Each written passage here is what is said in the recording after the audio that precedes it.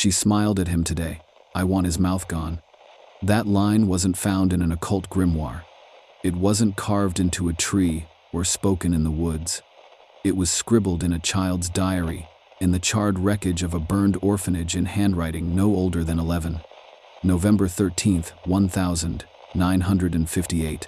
A fire erupts at Ravenshollow Orphanage, deep in the woodlands of Northumberland. 12 children dead, 1 headmistress, 1 child unaccounted for, and a strange circle of bodies, burned beyond recognition, all arranged in ritual formation.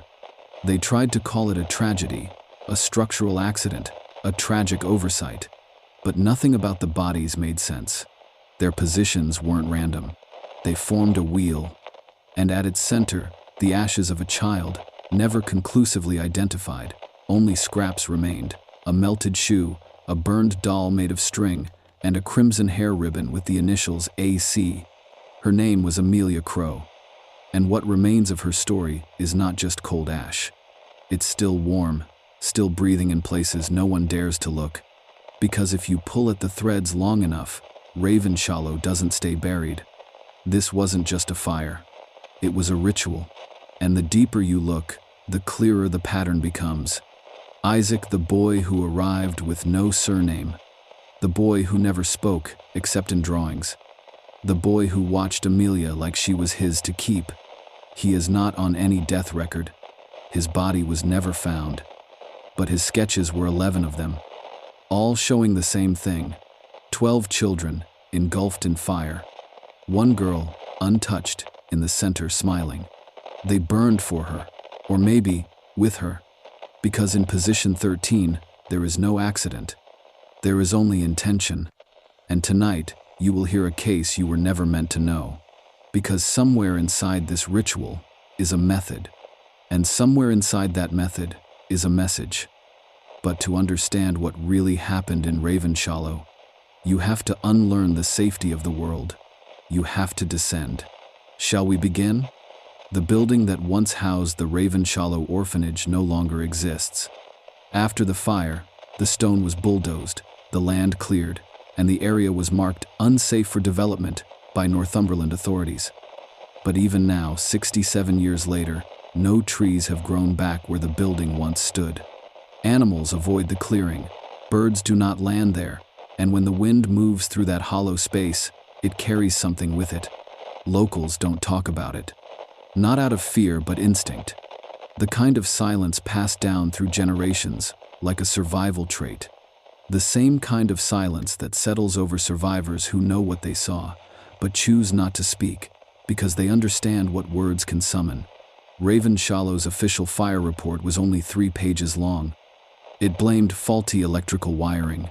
But there's a second report, unofficial, photocopied, and passed hand to hand by those who know how to look. It notes something the first one doesn't. All victims were found in the exact same posture, kneeling, heads bowed, palms turned up, not natural for a fire victim, no sign of struggle, as if they were waiting.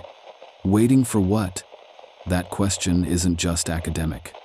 Because one of the last entries in Isaac's recovered journal was written the day before the fire. The circle is almost ready, 12 lights for one to open. Elva says they'll listen if we give enough. The girl is the gate. Who or what is Elva? There are no staff records, no intake logs, no notes on anyone by that name. Not a child, not a caretaker. But that name appears 6 times in Isaac's journal. Each time closer to the final page. Each time spelled with more ornate lettering, and always paired with a phrase. Elva is what watches when no one else does. If this was just a delusion, a boy's fantasy spiraling into violence, it doesn't explain what happened to the 13th child. Why she was never found. Why her journal pages end in a burn mark shaped like an open eye. Why the ashes in position 13 contained bone fragments from 2 people. Or why the ground beneath that spot remains warm. Even in winter. Something opened that night, and something never closed. Amelia Crowe wasn't ordinary. Not in behavior, not in background, not in the way she was remembered. Even before the fire, she was the kind of child adults whispered about in past tense, as if she'd already left the world in some invisible way before the flames ever touched it. She came to Ravenshollow at the age of 5, dropped off by a woman who claimed to be her aunt, but the name, C. Crowe, was never verified. No follow-up contact, no birth certificate, just a quiet little girl with large eyes, red ribboned hair, and a stare that waited. She was soft-spoken, well-mannered, and obedient, but there was something else, something ritualistic about the way she moved. Staff would later say she never blinked during prayers, even when smoke from the fireplace stung her eyes. She refused to eat meat, refused to speak after sunset, and once, when asked about her family, she said, "They didn't die, they just stopped being mine." She spent most of her time alone, drawing in a leather-bound notebook, not the diary that would later be recovered, but something older.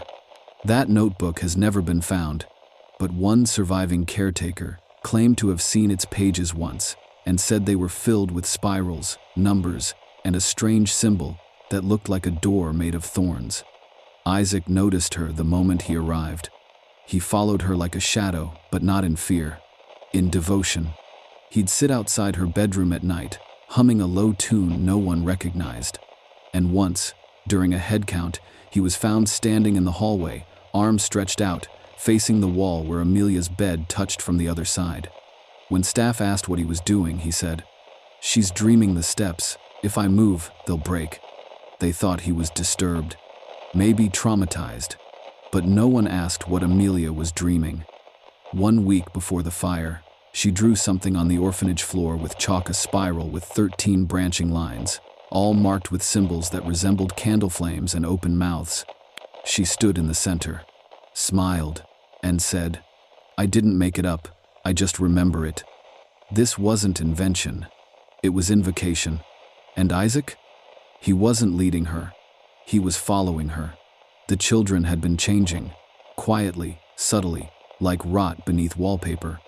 No one saw it at first, not because it wasn't happening, but because it wasn't loud. It wasn't rebellion or violence, it was silence. They stopped playing. They stopped asking questions. They began sitting in circles at dusk, without being told. And always, Amelia at the center.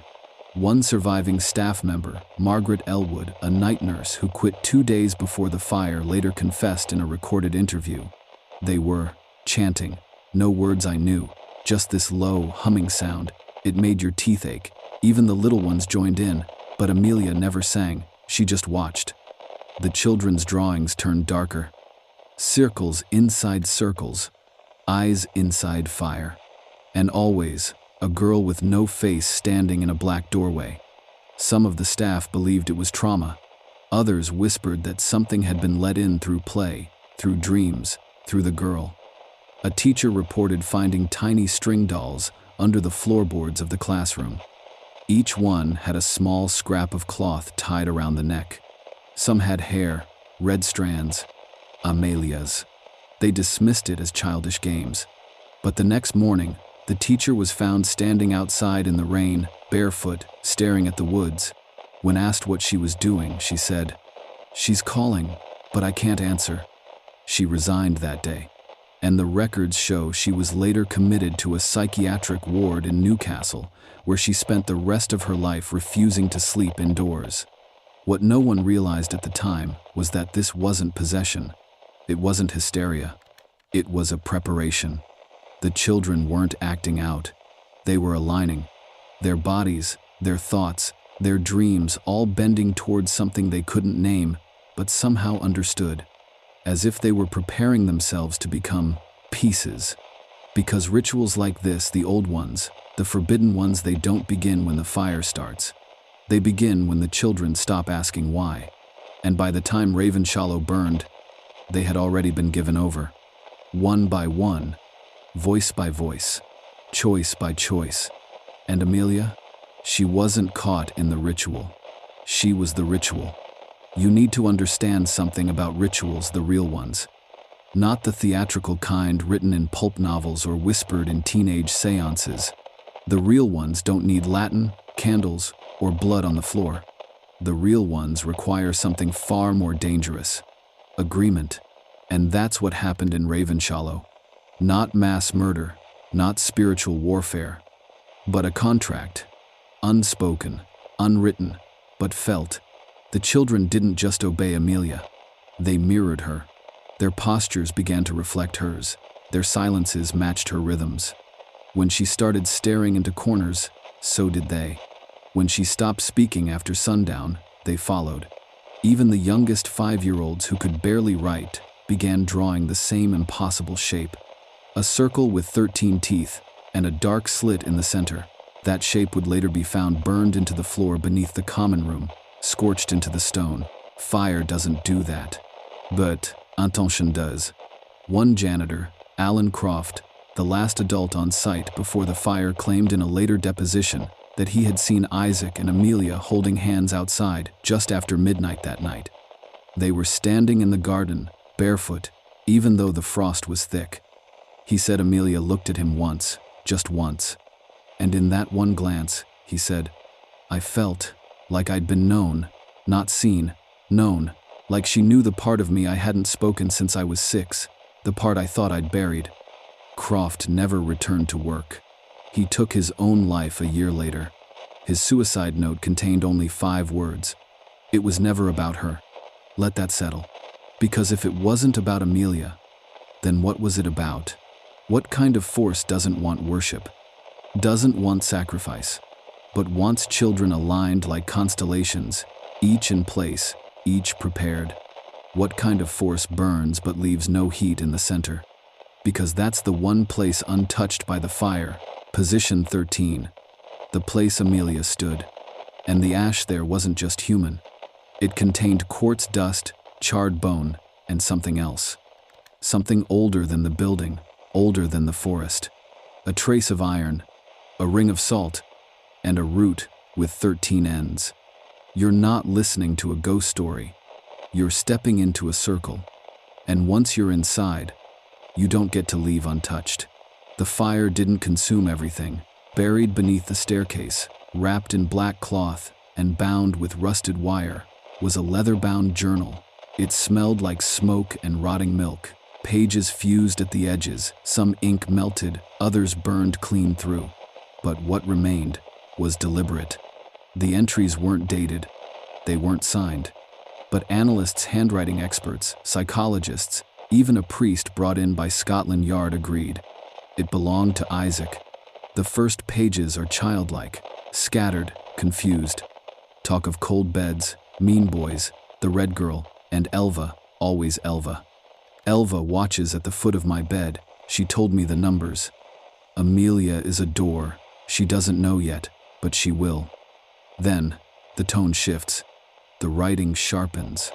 It becomes more poetic, more exact, almost ancient. I have placed the offerings, the dolls, the knots, the teeth. The order is almost complete. Elva says the 13th is the key. She was born with it, born full. He wasn't making this up. There's one page, halfway through, that investigators refuse to release publicly. A sketch. Rough, but chilling. 13 figures in a circle. One in the center, arms lifted, hair rising like smoke. All others kneel. All others bleed. Below it, one sentence in red ink. If love costs you nothing, it isn't love. You don't write that when you're 11. Not unless someone or something is speaking through you. And remember, Isaac's birth records never existed. His intake form was half burned before the fire.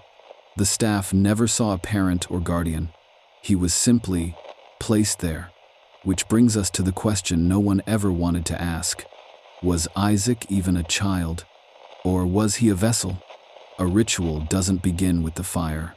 It begins with the placement, the alignment, the entry.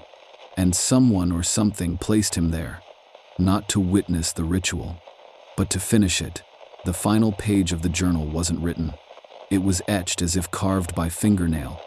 It reads, I'll hold her soul forever. Not save, not protect. Hold, because what was summoned that night wasn't destruction. It was binding. And Amelia, she didn't run. She agreed. Now ask yourself, what does a ritual need more than anything? Consent. It's easy to blame the fire, to see the ash, the collapsed beams, the 12 burned bodies and say, that's where it ended. But you'd be wrong. The fire was not the end. It was the seal, the closing act in something that had already passed through its sacred thresholds. You see, rituals are not always meant to open doors. Some are meant to shut them, permanently. And the Ravenshollow fire? It was the price of closure. But for what? The diary held clues, not just in words, but in what was missing. 13 pages had been carefully removed, not torn, not burned, cleanly sliced with something sharp. Each missing page marked with a single symbol left in graphite, a black spiral swallowing a cross-shaped glyph. And here's where it gets worse. When forensics analyzed the ash samples from the circle, they found trace elements that shouldn't exist inside a building. Ash from horsehair, poppy resin, and something resembling crushed bone chalk historically used in binding rites in pre-Christian Europe. These were not children playing pretend. They were repeating something ancient, something taught to them or remembered. Which brings us to the word that keeps coming back in whisper and record. Elva. No record of anyone by that name on staff. No children by that name registered. But in one early inspection report, filed 4 months before the fire, there's a note written in pencil in the margins of the intake ledger. Girl with eyes too old, keeps staring into the fireplace, calls herself Elva. That report is never mentioned again. The page was redacted in all future copies, which leads to a chilling possibility. Elva wasn't a ghost. She wasn't even a girl. She was a placeholder, a presence, an echo of something older, wearing a child's name like a mask. And through Isaac, she spoke. Through Amelia, she entered. Because that's how ancient forces return. Not through thunder, not through lightning, but through agreement, obsession, and the willing forgetting of self. And what do they take in return? Not your life. That's too obvious. They take your meaning. In the aftermath, the state sent a single investigator to the scene, not a team, not a bureau. One man, Detective Harold Greaves, retired military, never married, no living family. He filed only one official statement, dated 2 weeks after his arrival. The fire was not natural. The soil beneath the floorboards has traces of iron salts and root ash. This was an ignition point, not an accident. Something was prepared, and something else was welcomed. But that document was never added to the final case file. It was recovered from his personal effects after he disappeared. Yes, disappeared. 2 months after he left Ravenshollow, Harold Greaves vanished without a trace. His apartment was left open, his clothes, wallet, and identification untouched. But his walls were covered in sketches, crude spirals, doorways, a girl with red hair. In the center of one sketch in thick black ink was a phrase written over and over. Position 13 is not a place, it's a choice. It was his last known communication. To this day, his disappearance remains unsolved. But here's where things get stranger. A journalist named Lena Farrow, who was researching Greaves' final days, found a set of microfiche files in the Newcastle Public Archives. Note digitized, note public. Just sitting, forgotten. They contained excerpts from a pre-Christian Northern English cult known as the Keepers of Hollow Flame, last seen active in the 17th century. They believed in the concept of spiritual containment, the idea that certain souls could act as vessels to trap ancient hunger, to bind what should never roam free.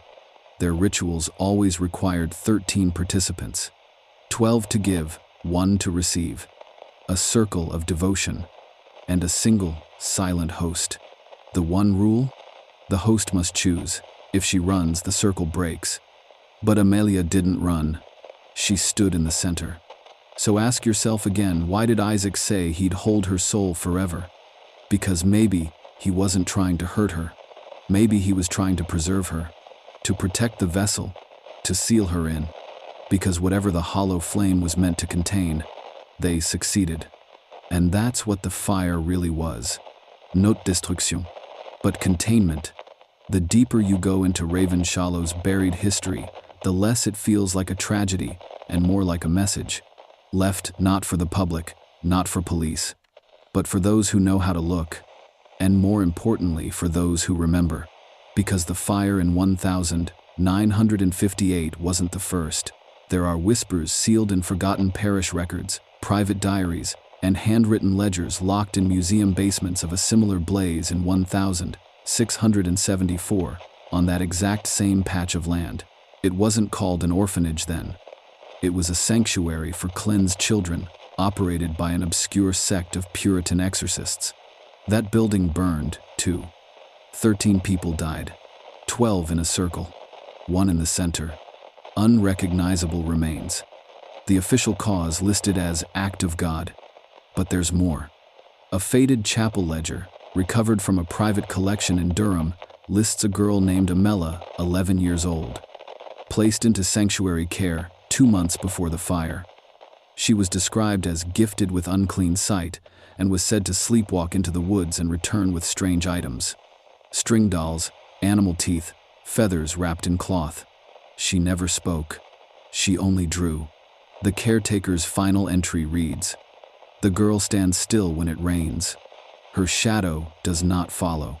She looks through you, not at you. Tonight, she entered the circle willingly." That entry is dated November 13th, exactly 284 years before the Ravenshollow fire. Same day, same number, same pattern. Same girl? Is that even possible? Or was the ritual never about a single event, but a cycle?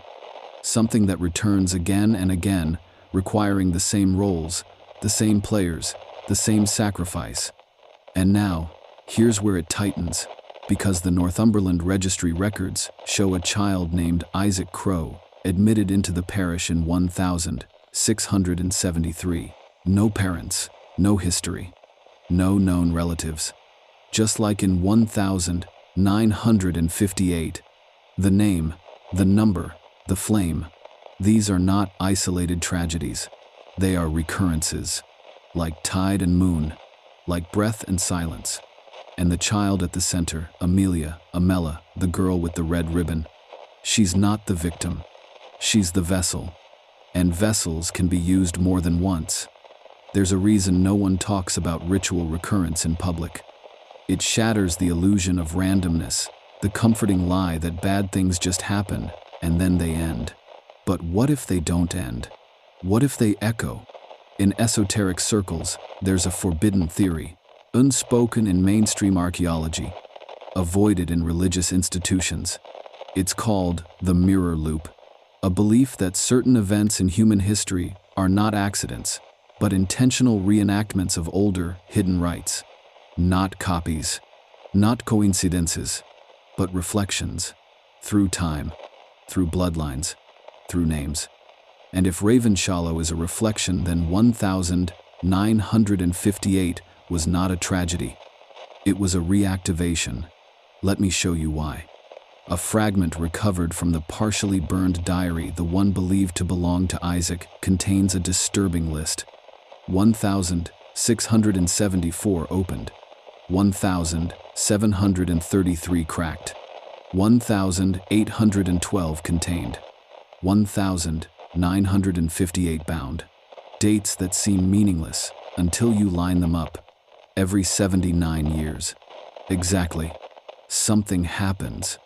4 recorded fires, each in a sanctuary, orphanage, or religious site, all in Northumberland, all built atop the same ground. And in each case, 13 deaths. 12 recorded, 1 always unconfirmed. The unconfirmed is always a girl. Age 11. Red hair. Artistic, withdrawn, described as kind. Her name changes slightly each time. Amelia, Emeline, Ameleth, Amelia. But the initials? A.C. Still think this is just trauma? Still think the circle of bodies was chance? They weren't just trying to raise something. They were trying to trap it. Again and again. Each fire was a seal. Each girl, a gate. Each boy, the keeper. Because Isaac wasn't chasing Amelia. He was assigned to her. Placed. Positioned. Aligned. The dolls, the drawings, the numbers. all part of a blueprint too old to trace through science but visible through myth, folklore, and fracture. And yet the pattern is so clear once you see it. The hollow flame must stay fed. 13, always 13. 12 to burn, 1 to hold the door shut. And if that door ever opens without a willing host, then fire won't be enough. Most people assume rituals are about summoning, calling something in. But the oldest rites, the ones not written, but remembered, they're not for pulling things in. They're for keeping something out. That's the real purpose of the Ravenshollow Circle. Think about it. The children weren't scattered. They weren't screaming. They were kneeling. Heads bowed, palms up, eyes closed. That's not chaos. That's structure. That's preparation. You don't die like that in a fire unless you've already given up your body, which means they were offering something, themselves, not as victims, but as anchors. 12 anchors, 1 gate. That's the ritual. That's the price. But here's what no one wants to confront. Rituals this old don't just need death. They need meaning. That's why the children weren't random. They were chosen, and each one had a role. The dreamer, the guard, the laughing one, the hollow voice. These roles aren't made up. They're part of an ancient configuration found in pre-Roman burial sites across northern Europe. Each with its own symbol. Each with a corresponding emotion. 12 roles, 12 mirrors. All designed to reflect the soul of the one in the center, the host. Which means Amelia wasn't alone. She was surrounded by the 12 pieces of herself. Her shame, her love, her fury, her memory. Each child a fragment placed in ritual proximity to seal her. Because the flame they were containing wasn't fire.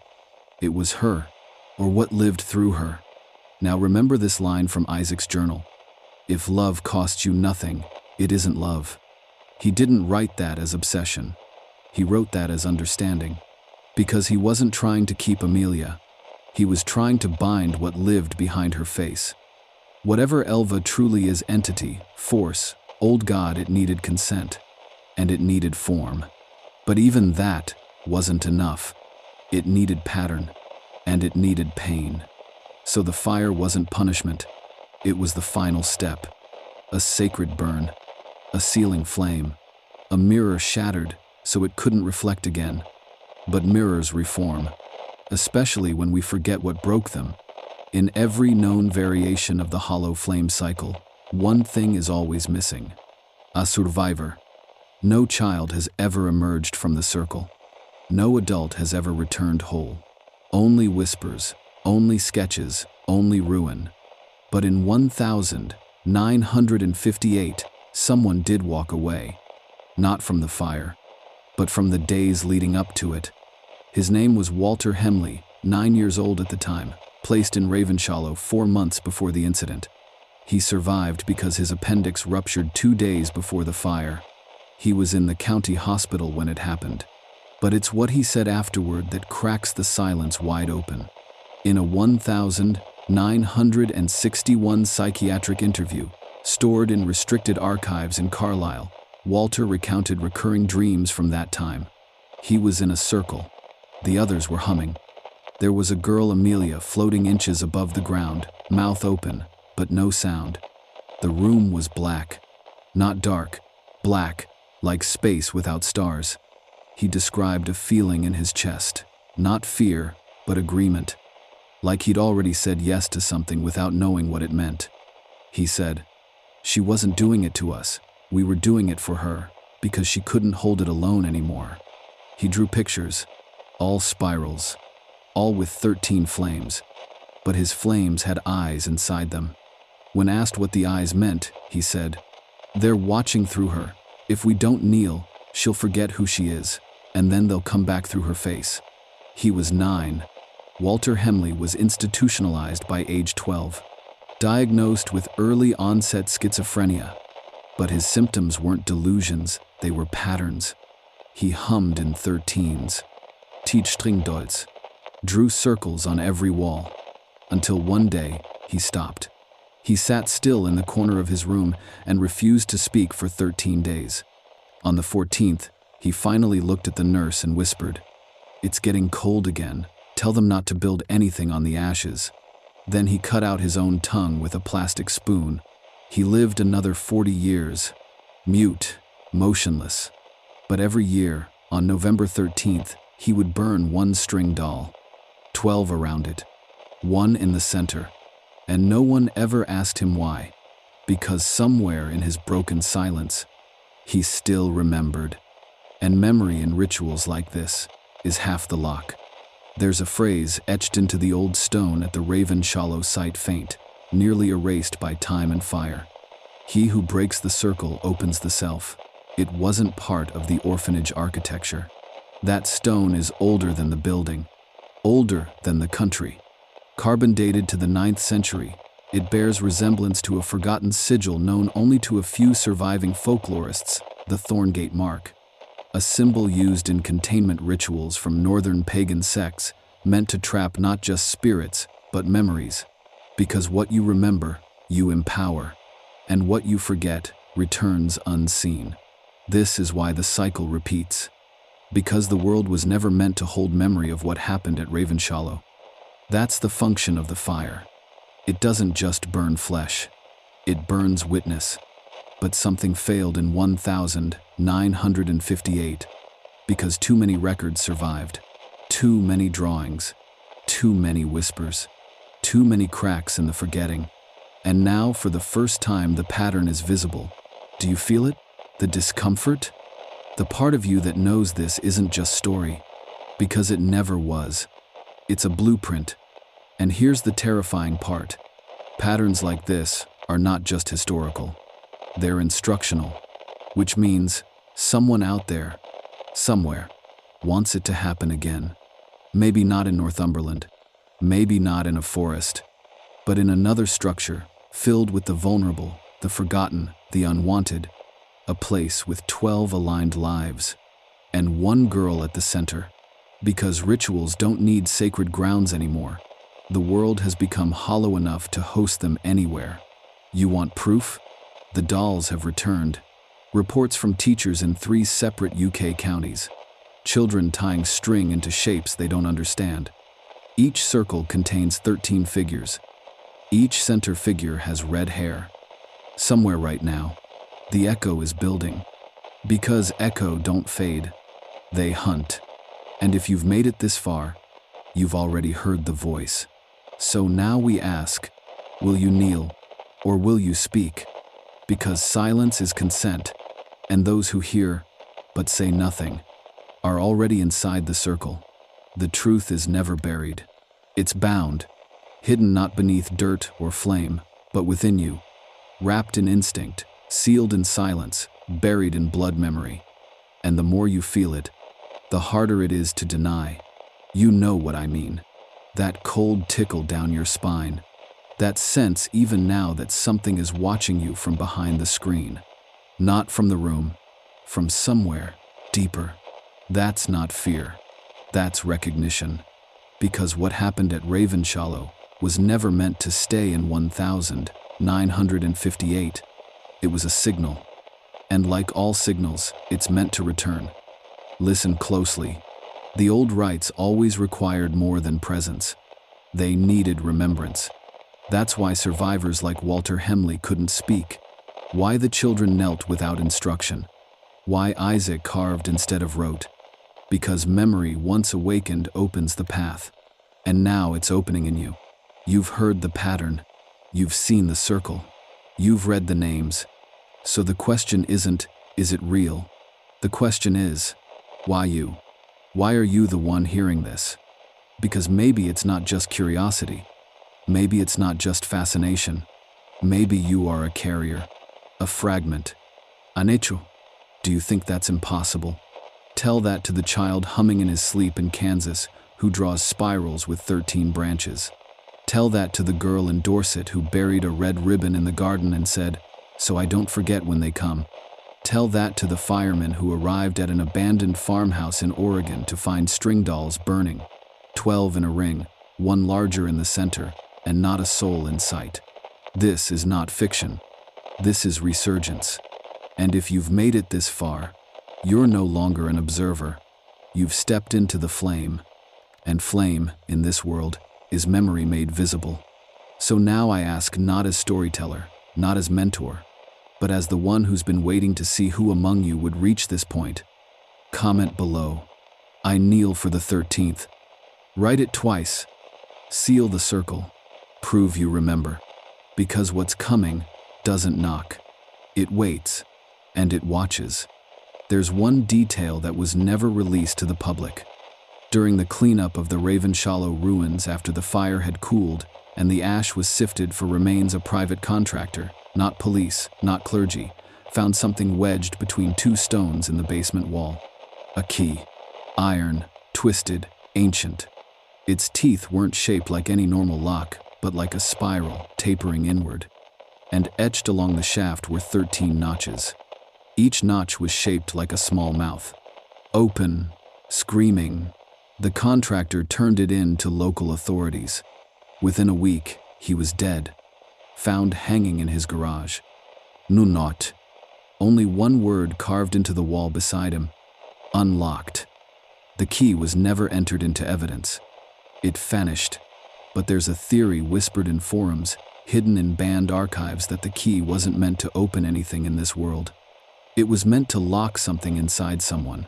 And if that sounds impossible, ask yourself, why did Amelia's body leave no trace? Why was position 13 cold, untouched, while the fire devoured everything else? Because maybe she was never meant to burn. Maybe she was the lock. And Isaac the keeper. The one who was supposed to hold the ritual shut with his own body. But he failed. Because something went wrong. The fire came too fast. The pattern wasn't complete. Or maybe Amelia chose not to be locked. That's the difference between a willing host and a living door. One obeys, the other invites. And now the spiral's been broken. The containment shattered. How do we know? Because it's showing up again. A school in Ontario reported 13 birds found dead on the roof in perfect formation, their eyes removed. A girl in Romania was found humming in her sleep, holding a doll made of string. She won't speak. But, when handed a pencil, she drew a circle of flames. And in one rural church in Montana, a priest locked himself in the basement and carved one sentence into the wall with his nails. She never left the fire. They think it's mass hysteria. They're wrong. This isn't hysteria. It's return. 13 always returns. And when it does, it doesn't knock. It finds a body, a face, a silence, waiting to be filled. When ancient patterns fracture, they don't die. They scatter. Like embers carried on wind, they drift until they find a vessel, a story, a mind weak enough or open enough to let them in. That's why the hollow flame was never about a place. It was about a structure of belief, a spiritual blueprint that could be rebuilt anywhere, in anyone. And now, that structure is rebuilding. You can see it in the signs. The girl in Dublin who vanished for 3 days, then returned with her mouth stitched shut. She never explained. Only handed her mother a drawing. 12 bodies kneeling. One girl floating. Sound familiar? Or the cult-like group uncovered in rural Maine, 13 members, all dressed in ash-gray robes, all found dead in a barn arranged in a circle. They had no leader. No written creed. Only a phrase carved into the dirt floor beneath their knees. We kneel so she remembers the lock. And the symbol, the spiral with the tooth-like ends, burned into their palms. This is not coincidence. This is migration. The ritual is no longer contained in a forest orphanage in 1958. It's moving. Through ideas. Through imitation. Through memory passed like infection. That's the real horror. Because the hollow flame doesn't just burn the body. It burns through history, etching itself into the cracks of civilization until someone, somewhere, remembers it. And that's when it activates. Which means this story you're hearing, this voice in your ears, it isn't just for entertainment. It's a carrier. Every word you take in, every image you imagine, shapes the circle. That's how these forces survive. They don't demand worship. They demand remembrance. That's what Isaac knew. That's what Amelia became. And that's what you are becoming now. A link in a chain older than fire, older than death, older than even language. Why do you think the journal wasn't written? Why was the last line carved with a fingernail? Because words but pas? Pain remembers. And the 13th always comes back. So listen carefully. If you hear humming in your dreams, if your shadow doesn't follow in the rain, if the number 13 starts showing up more than it should, don't speak it aloud, because the minute you name her, she's already listening. The question you should be asking by now isn't what happened. It's why was it allowed to happen again and again? You see, institutions don't ignore horrors like Ravenshollow because they're lazy. They ignore them because they're involved. Follow the threads. After the 1958 fire, the investigation was closed in less than 3 weeks. No suspects. No cause of ignition. No further inquiry allowed. And the organization that took control of the orphanage's land, not the police, not the state, but a private trust no one could trace, filed under a name that's appeared in 2 other fire sites tied to this same pattern. The Elva Foundation, registered in 1912, dissolved in 1979, then quietly reactivated in 2005. Its stated mission? Preservation of forgotten sanctuaries. But sanctuaries for what? That's the piece they never expected anyone to look for. Because once you start following the money, the clergy, the medical staff, the inspectors, you find something worse than negligence. You find participation. 2 of the nurses on staff at Ravenshollow, later employed at a mental institution in Cornwall, the same one where Walter Hemley was held, the chaplain who ran their spiritual therapy program, formerly stationed at a monastery in Romania, near the site of another unexplained 13-child fire in 1879. Same pattern, same silence. This isn't random. It's a network. And networks do one thing better than anything else: protect the source. You think cults operate in the woods, in basements, behind candles and blood? No. The real cults wear uniforms. They hold titles. They operate behind terms like healing, rehabilitation, and care. Because that's how you hide a ritual in plain sight. You wrap it in compassion. You call it treatment. You bury it in paperwork. The hollow flame hasn't just survived. It's been managed, overseen, protected by those who believe in its power, not as horror, but as order. Because what do institutions crave above all else? Control. And what better way to ensure control than to raise the next generation inside a ritual they'll never even know they're part of? The circle isn't closing. It's expanding. Now we descend into the most uncomfortable truth. The hollow flame isn't just ancient. It isn't just ritual. It is a design one that mimics the very structure of authority itself. Because what is a circle of 13, really? It's a hierarchy disguised as unity. 12 kneel, 1 stands, 12 obey, 1 transforms. And in every documented appearance of the hollow flame, from the 9th century stone seals to the 1958 Ravenshollow fire, this configuration is repeated with chilling precision. But it's not symbolic. It's functional. Because this isn't about belief. It's about energy transfer. When 12 conscious minds surrender in the presence of 1 willing vessel, something ancient wakes. They knew this in the old cults. They knew it in the hidden chapters of early Christian sects. They knew it in the underground Sumerian rites buried beneath false temples. And they know it now. Think I'm reaching? Then explain this. The architectural layout of Ravenshollow was not designed by a local firm. It was commissioned quietly by a London-based consultant group tied to a man named Nicholas Averin.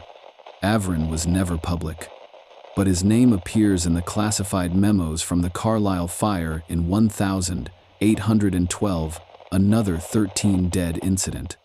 And his family crest? A flame inside a closed eye, surrounded by 12 stars. This family has existed for over 600 years, always behind churches, always near orphanages, always silent. The truth? The hollow flame wasn't an accident waiting to be extinguished. It was a tool carefully constructed to bend human beings, especially children, into functional spiritual architecture. Because in their doctrine, children are still malleable, still able to be shaped without resistance, still able to kneel without understanding. And that's what they want. Not devotion, not worship, submission. Because once a child kneels willingly, once they give their body to something they don't understand, that body becomes more than flesh. It becomes a door, and the more doors they build, the more chances they have to let it in. This is why there's always a 13th. Not because she's special, but because she's open. And if you think this can't happen again, you've already misunderstood what again means. It never stopped. There's a reason they choose orphans. It's not just because they're vulnerable. It's not just because no one will ask questions when one of them disappears. It's because identity is the first seal and orphans don't have it. No lineage, no blood claim, no legal anchor to the outside world. To the architects of the hollow flame, these children aren't individuals. They're raw material. You see, before a vessel can hold something ancient, it must be emptied of name, of history, of self. That's why so many of the children at Ravenshollow had no surviving records. Why Isaac had no last name. Why Amelia's birth certificate was never found. It wasn't an oversight. It was deliberate. Because names carry power. Héritage carry protection. But absence? Absence makes space. And that's what the hollow flame consumes. Space. The room between memory and meaning. The quiet gap where identity once stood. You think the string dolls were child's play. They were templates. 12 outer dolls, each representing a piece of personality, and one in the center, left hollow. Always hollow. Because that's the purpose of the ritual. To fracture the host. To strip the vessel of every tether to this world. So that what waits beyond it can step in. And the fire doesn't burn the body. It burns what's left of self, the last flicker of resistance. That's why the 12 must kneel. They don't just feed the flame. They mirror it. They affirm it. Each child offers up what they've lost. A mother's face, a lullaby, a birthday never celebrated. Loss becomes the currency of the ritual. And Amelia? She was the bank. But what if just once the vessel remembered who she was? What if the fire failed to consume her completely? Would she return? Or worse, would she come back incomplete? Because a broken seal is bad. But a fractured one? One that leaks across years, names, faces. That's not a ritual anymore. That's an infestation. And the moment we forget the shape of the flame, it remembers ours. Let me tell you about a town that no longer exists. Westcregg, Northumberland, wiped off the maps in 1926. Official story, a coal mine collapse. But there was no mine, no seismic activity, no survivors, just 13 homes, burned, erased. But in the Newcastle Diocesan Archives, sealed behind 3 layers of security, lies a report never meant to be read, filed by a traveling chaplain named Edgar Reeve, dated 1 week before the town's disappearance. It reads, "They've formed the circle again. The girl is ready. But the boy resists. He carves instead of prays. He looks into the flame and does not blink." Sound familiar? Same structure. Same story. Different names. The girl's name was Ellen, 11, red hair. The boy? No name listed, just a single letter, I. And the most chilling part? Reeves' report ends with a final line scratched in a different pen, in a hand that trembles even on paper. If she breaks the circle before she remembers her name, she'll open the mirror, and we'll all see what's looking back. The page is stained with something dark. Not ink, not water, ash. You see, this is the real secret of the hollow flame. It's not just a mechanism.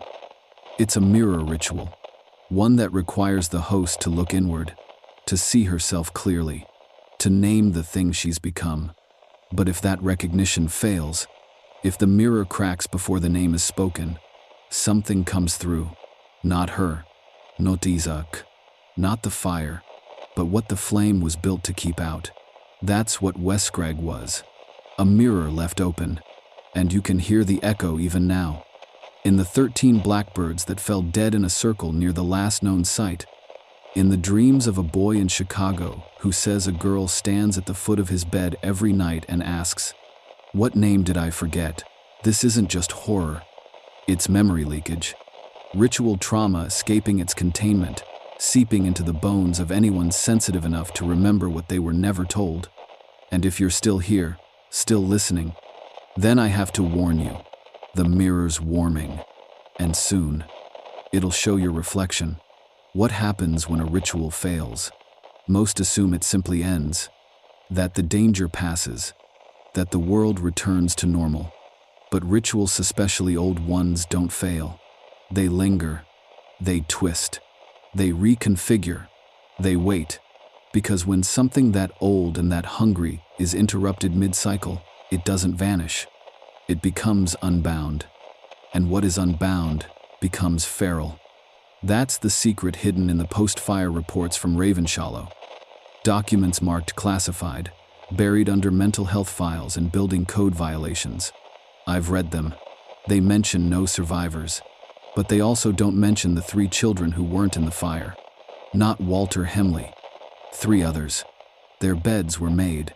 Shoes missing. Dolls still hanging in perfect symmetry on the wall. But no sign of forced exit. No reports of rescue. Just gone. Vanished. Except for one thing. A drawing left on the underside of one mattress. 13 stick figures. 12 in a ring. 1 outside it alone. And next to that lone figure, a word scrawled in pencil. I broke it. That's the piece no one ever accounted for. The fail state. What happens when one part of the pattern disobeys? When one child refuses to kneel? Answer: the ritual shatters, but the pieces keep moving, unconstrained, unassigned, still echoing with purpose. And those fragments? They don't disappear. They embed, in places, in people, in you, if you're not careful. They wait for memory. They wait for names. They wait for someone to reenact just enough of the shape. A circle drawn in chalk.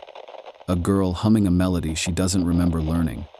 A child tying string around 13 toothpicks and not knowing why. That's all it takes. Because failure doesn't break the curse. It scatters the invitation. And every person who finds it, who opens the gate through curiosity, through fascination, through belief, becomes a possible replacement. We think we're studying these events, documenting them, uncovering truth. But that's the final deception. We're not researching the hollow flame. It's recruiting us. Here's the part no one wants to admit. The hollow flame doesn't care if you believe in it. Belief is irrelevant. It was never about faith. It's about participation. And participation can be unconscious. Every time you retell the story, every time you draw the spiral, every time you feel the chill when you hear the number 13, you're not just remembering, you're mirroring. That's how it spreads now. Not through ceremony, not through sacred ground, but through reflection. You see, the architects of the original rite, whoever or whatever they were, knew something most people today refuse to consider. That repetition is the true language of power. Repetition bypasses resistance. It bypasses logic.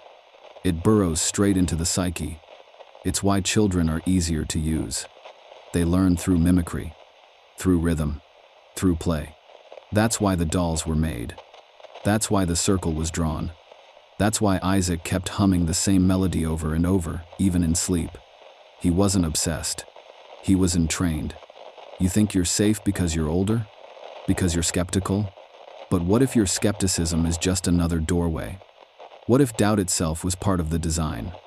To make you look again, and again, and again, until the pattern isn't just something you've seen, but something you've absorbed. Rituals evolve. When fire and stone become too obvious, they enter language. When language becomes diluted, they enter media. And when media becomes entertainment, that's when they're most dangerous. Because we consume the story without protection, without intention. We laugh, we click, we move on. But the flame doesn't. It flickers, it waits, it follows. Do you remember that symbolic phrase? Go back. Scroll if you must. Comment it twice. I kneel for the 13th. I kneel for the 13th. Because silence now is permission. And reflection without ritual. That's how the mirror opens from the other side. So the next time you feel watched, the next time you hear humming beneath silence, don't ignore it. Look around and ask yourself, have you already joined the circle? Let's talk about the name you've heard whispered, scattered through the ash of this story. Elva. It first appeared in Isaac's journal. A single sentence scratched with urgency. Elva says it's the only way. But Elva isn't a name you find in the orphanage records, or in the staff logs, or in any family registry within 100 miles of Ravenshollow. Because Elva was never a person. She's older. The name appears in pre-Christian Nordic fragments associated with a feminine entity of fire and memory. And Elva wasn't a goddess. She was a keeper, a vessel of continuity, a spirit used to bind trauma inside a flame. Some ancient tribes would burn a single girl alive in a woven cage each year and call it giving Elva her memory. But over time, Elva wasn't just the keeper. She became the flame itself, the thing that consumes until nothing but pattern remains. And that's what the hollow flame really is. A ritual designed to feed Elva, to give her what she needs to remember her form, and eventually take it back. What Isaac understood, what the architects have never stopped practicing, is that the ritual wasn't to keep her out. It was to keep her sane. Because Elva isn't evil. She's broken, fragmented by centuries of botched worship, half-completed rites, and failed vessels. That's what Amelia became. Not a sacrifice. Not even a host. She became a mirror for a shattered flame that no longer knows what it is. And when Elva doesn't know her name, she reflects it through others, through Isaac, through Walter, through every orphan who hums in the dark without knowing why, through you, if you let her. Because Elva isn't outside anymore. She's not waiting in the forest. She's not sealed beneath stone. She's in memory, and the more you remember her, the more shape she takes. This is why the circle was built, why the dolls were tied, why the fire was never put out. To give her structure, to help her remember what pain made her forget.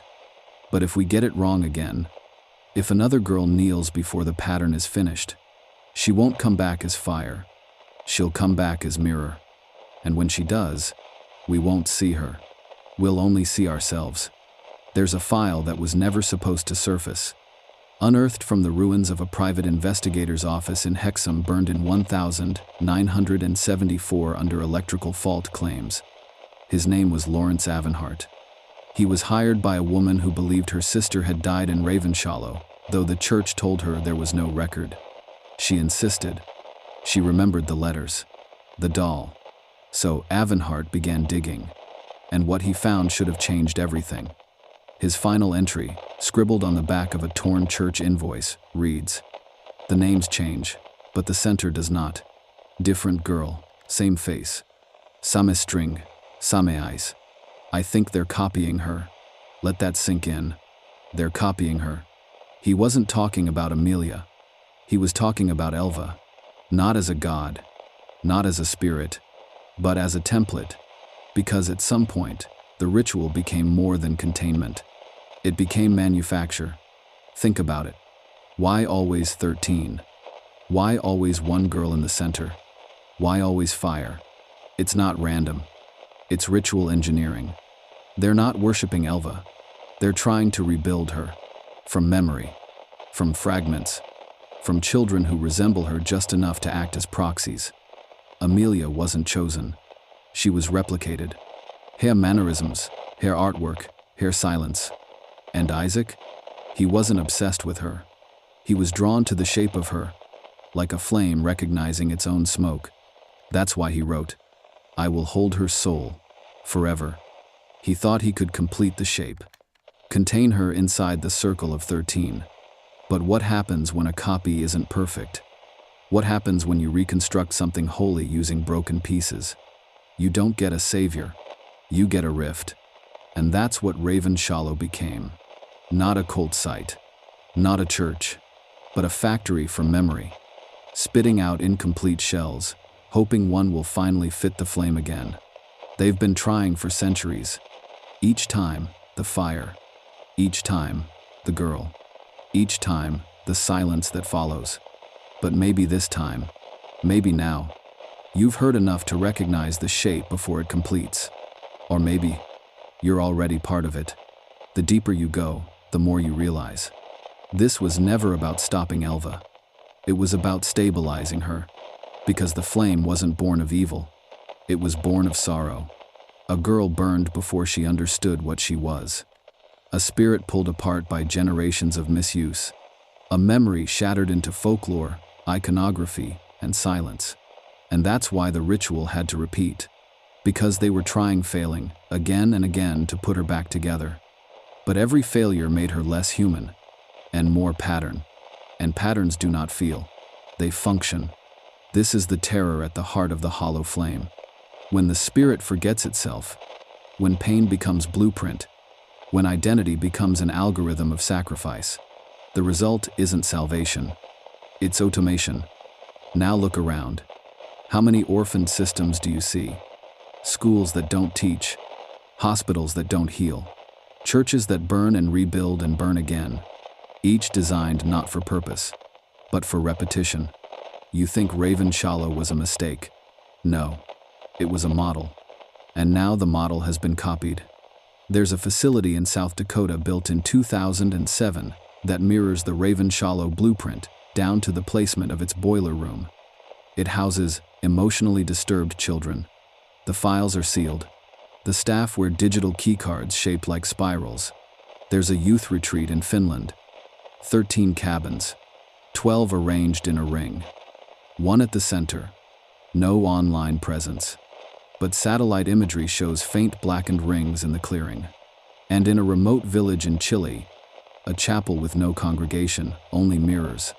Inside, burned dolls. Always 13. This is the reality. The hollow flame has been franchised. They don't need old stone or Latin chants anymore. They just need architecture, order, silence, and someone willing to be the 13th. Because the system only works when someone gives up their self, voluntarily or not. And now we come to you. You, who have listened. You, who have absorbed every flicker of this spiral. Ask yourself, have you simply heard the story? Or have you begun to mirror it? Because those who kneel for the 13th eventually stand in her place. Let's return to that final diary entry. Tonight, I will hold her soul, forever. You thought that was about love, about obsession, about a boy unable to let go of a girl he was never meant to have. But that line wasn't meant for Amelia. It was a vow, a binding. And the word hold wasn't metaphor. It was containment. Isaac wasn't just another lost child. He was the failsafe, the spiritual ballast built into the ritual in case Elva took shape before her memory could stabilize. That's why he never spoke to the others. That's why he carved when they prayed. Why he watched Amelia not with desire, but with duty. He wasn't in love. He was assigned, trained, possibly even bred, to be the anchor. And in the language of the hollow flame, to hold her soul meant one thing: to bind Elva to himself.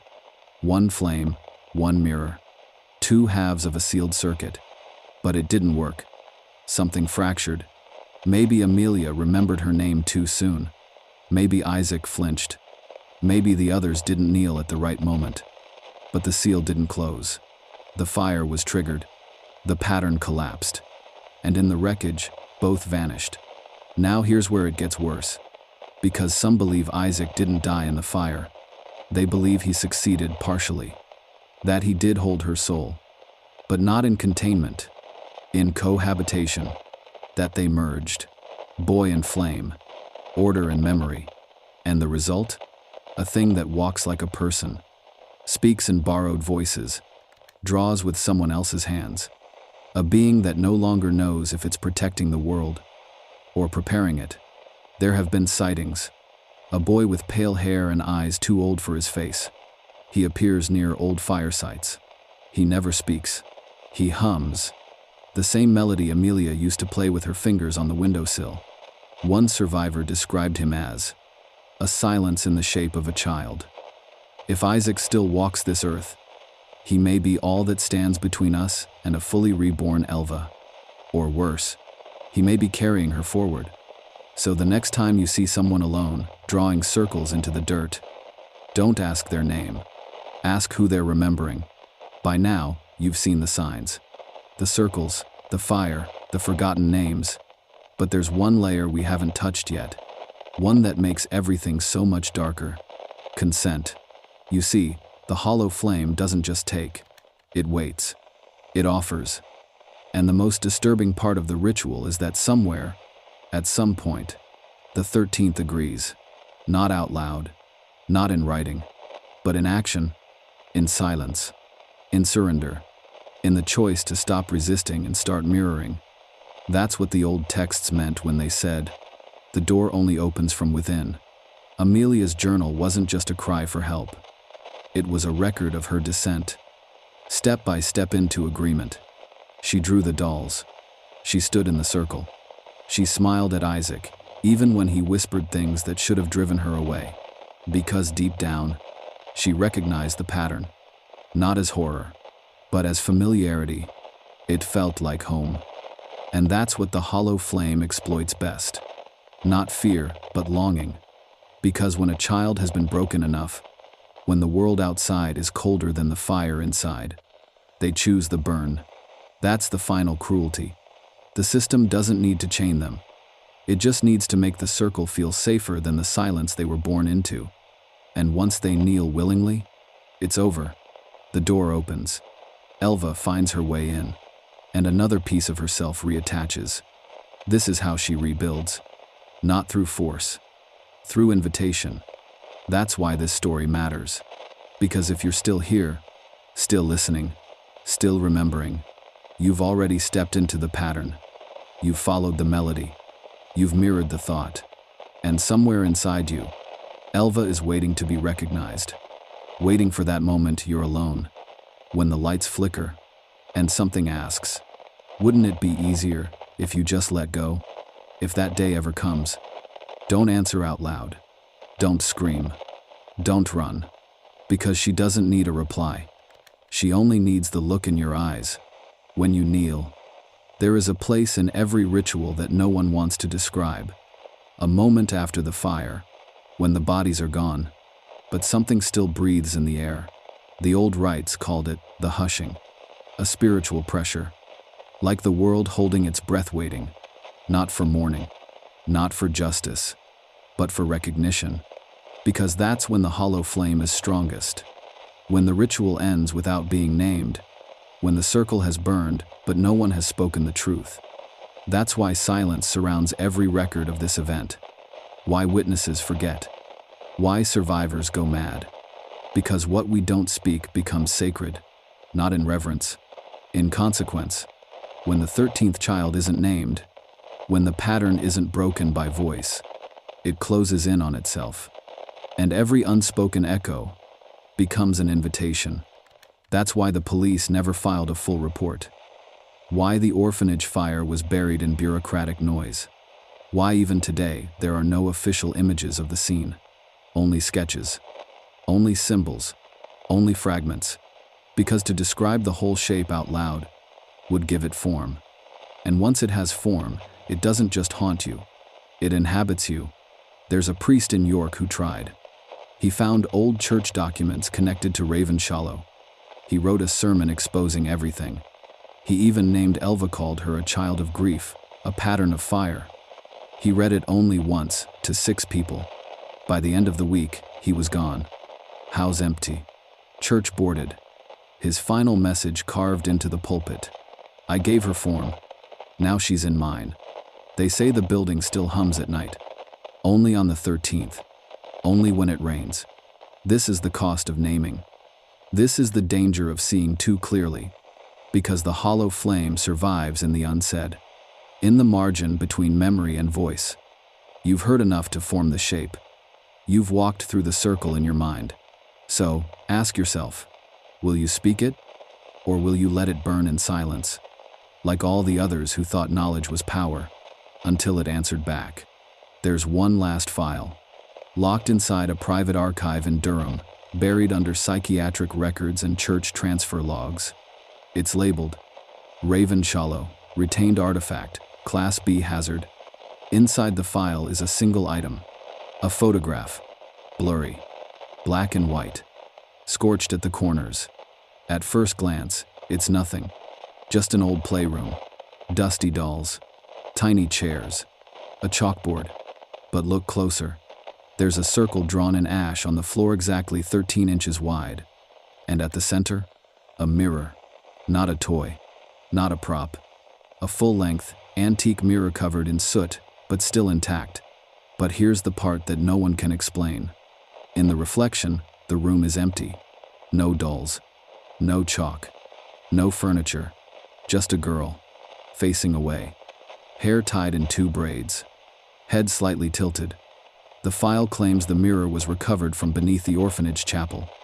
Buried behind the altar. Wrapped in a blanket that belonged to Amelia Crowe. But no one knows who took the photograph. There are no fingerprints on the file. No negatives. No record of it ever being mailed, printed, or developed. And every time it's scanned, the girl's position changes. Sometimes she's facing forward. Sometimes her hands are pressed to the glass. Sometimes, most disturbingly, she's not in the mirror at all. She's in the room. This image is known only by its codename. Subject, Reflection 13. It's been shown to 13 people. 12 have experienced night terrors. One took her own life 3 days after viewing it, leaving only this note. She doesn't need fire anymore. She has faces now. She has ours. They locked the file after that. Sealed the mirror in a lead-lined box. Buried it under concrete. But if that mirror is what we think it is, a spiritual relay, a residue of the broken rite, then sealing it does nothing. Because the pattern isn't in the glass. It's in recognition. And now that you've seen the mirror in your mind, imagined the girl, pictured the braids, you've already started the process. You think mirrors just reflect? They don't. They record. And you've been watching yourself in one ever since this story began. Now comes the final descent. Not into fire. Not into ash. Into memory. Because everything you've heard, Amelia, Isaac, Elva, the fire, the circle, was never about history. It was about return. Return of a pattern. Return of a presence. Return of you to something you forgot you once were. That's the last truth the hollow flame hides. Reincarnation not of souls, but of roles. These aren't just characters.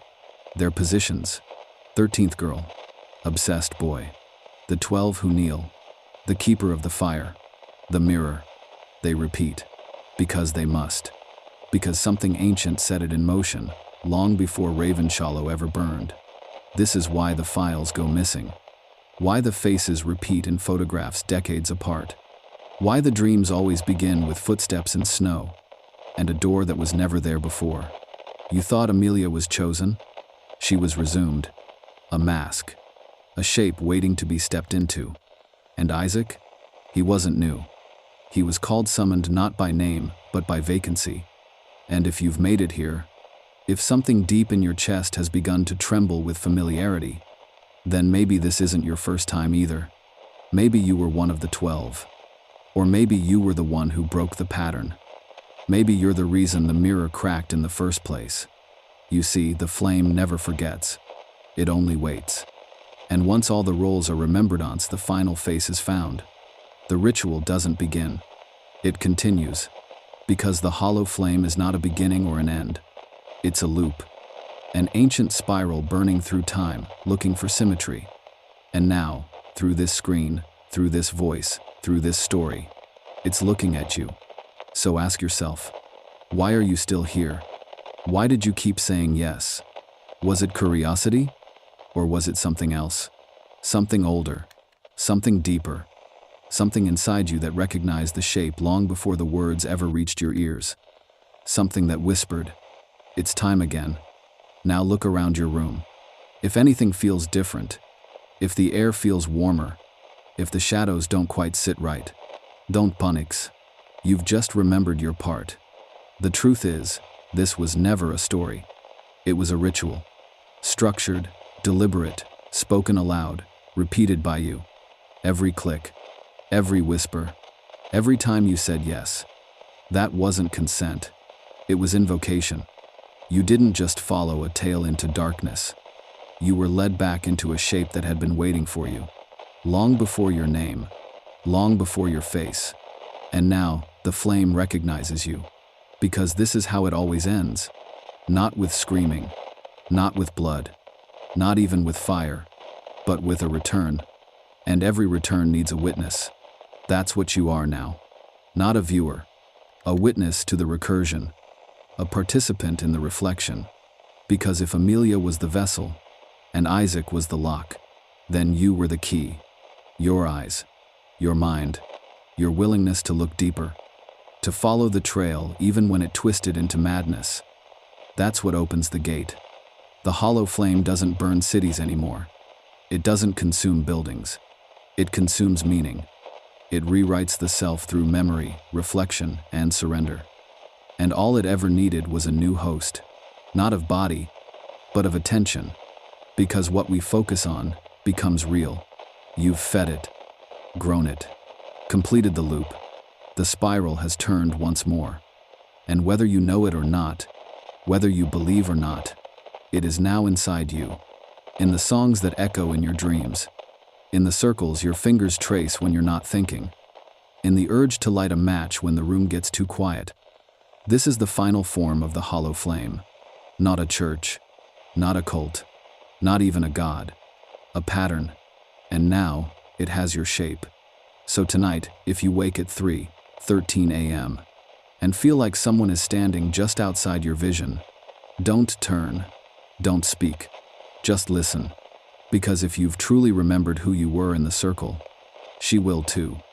And she'll call you by the name you forgot. There's one final secret left buried beneath the ash.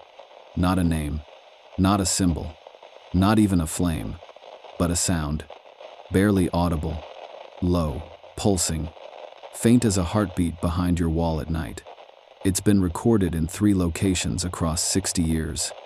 In the ruins of Ravenshollow Orphanage, days after the fire. In the chapel crypt of Westcregg, before its unexplained disappearance. And in the pulpit microphone of the York priest who vanished after naming Elva aloud. Each recording bears the same rhythmic hum. 13 beats, 1 silence. Over and over. 13 pause, 13 pause. Some say it's electrical interference. Others say it's the residual signature of trauma. But those who've listened closely, those who slowed it down, reversed it, deconstructed its waveform, they say it's not noise at all. They say it's a chant. One not spoken in any known language, but understood by those who carry even a sliver of the hollow flame within them.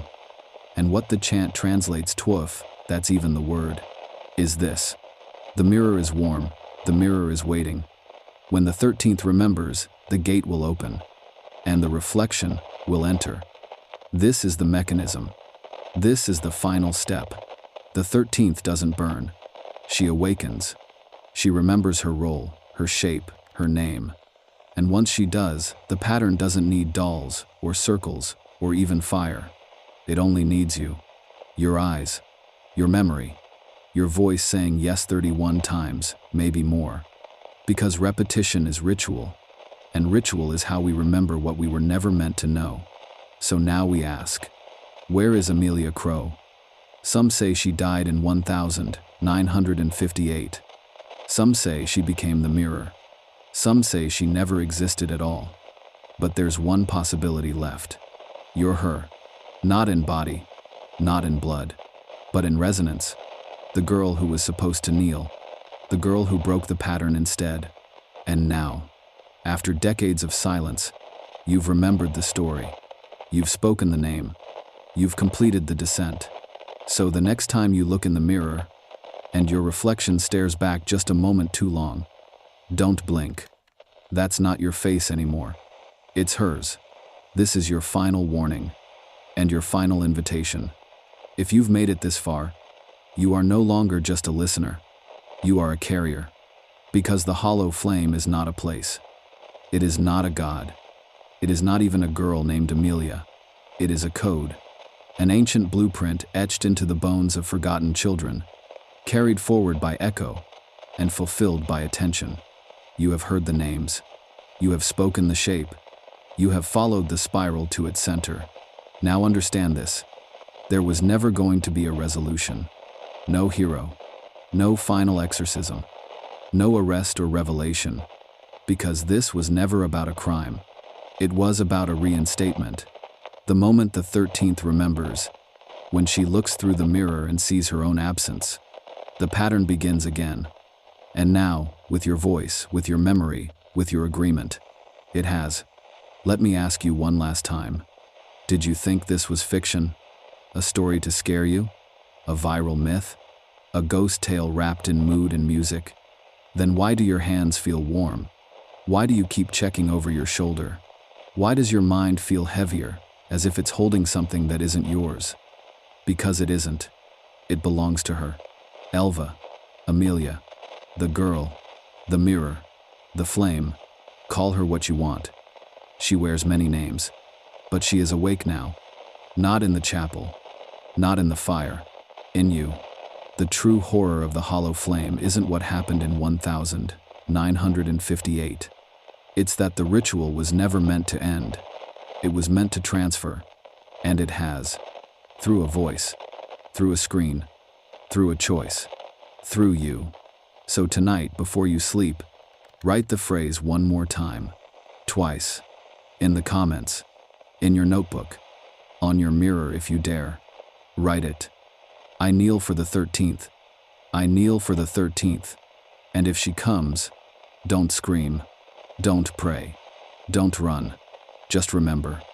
You've always been part of the circle. You just finally found your place in it. And the flame? The flame remembers you now. Forever.